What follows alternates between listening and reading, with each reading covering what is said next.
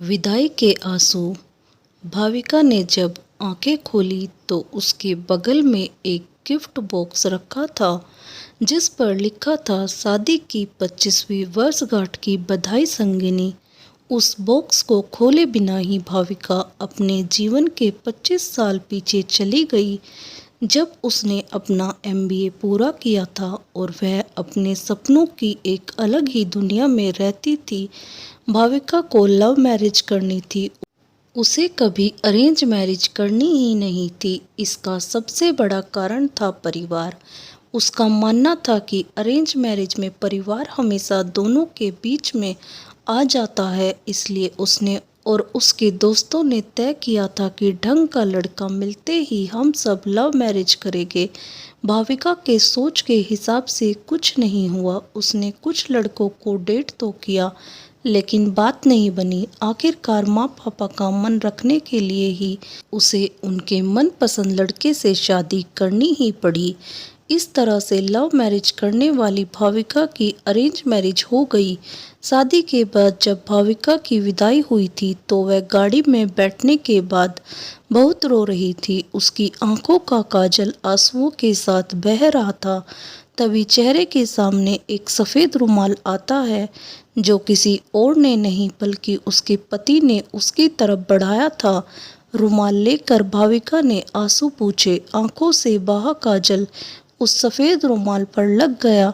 Sorry, मैंने आपका रुमाल गंदा कर दिया, मैं इसे धुल दूंगी, भाविका ने संजीव से कहा। संजीव ने उसके हाथ से रुमाल लेते हुए सिर्फ इतना ही कहा, कोई बात नहीं। थोड़ी ही देर में गाड़ी संजीव के घर पहुंच गई।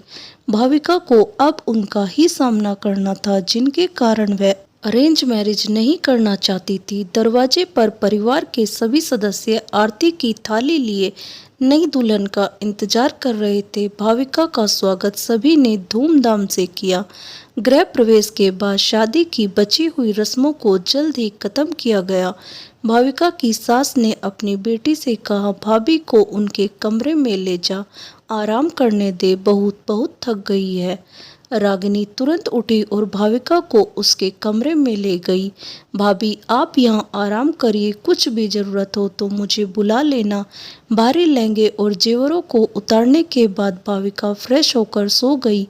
5 घंटे बाद उसकी आंख खुली तो देखा कि रात के 8 बज रहे थे। संजीव को कमरे में आता देख वह थोड़ा सकपका गई। अरे आराम से, ऐसे झटके से नहीं उठते हैं, संजीव बोला। हल्की मुस्कान के साथ भाविका बोली, लगता है कि मैं कुछ ज़्यादा ही सो गई।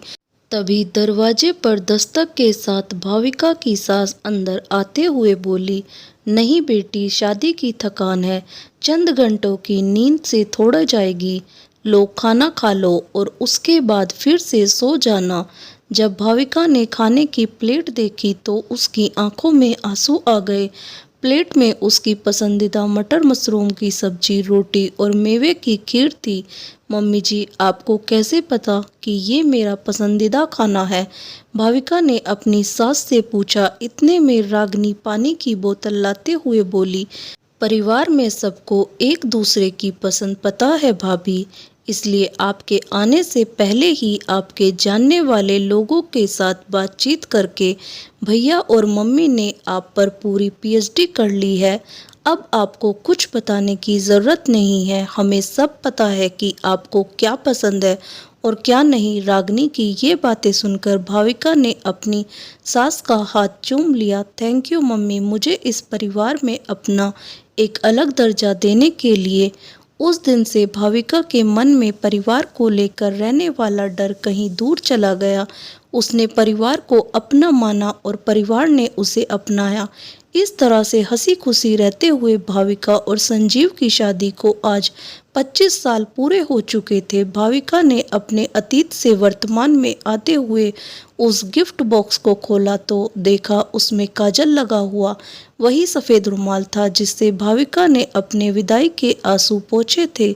साथ ही एक पत्र भी था जिसमें लिखा था, प्रिय अर्धांगिनी, तुम्हारे विदाई के आंसू मेरे लिए बहुत कीमती थे, जिसे मैंने हमेशा संजो के रखा था। मुझे पता था कि तुम एक परिवार छोड़कर आ रही थी, इसलिए यहाँ पर हमने तुम्हारे लिए एक दूसरा परिवार तैयार कर रखा था। मेरे साथ अपना जीवन साझा करने के लिए शुक्रिया। शादी की वर्षगांठ पर बहुत सारा प्यार, तुम्हारा संजू। दोस्तों, आपको ये कहानी कैसी लगी मुझे कमेंट्स करके ज़रूर बताएं और मेरे चैनल को सब्सक्राइब करना ना भूलें। धन्यवाद। राधे राधे।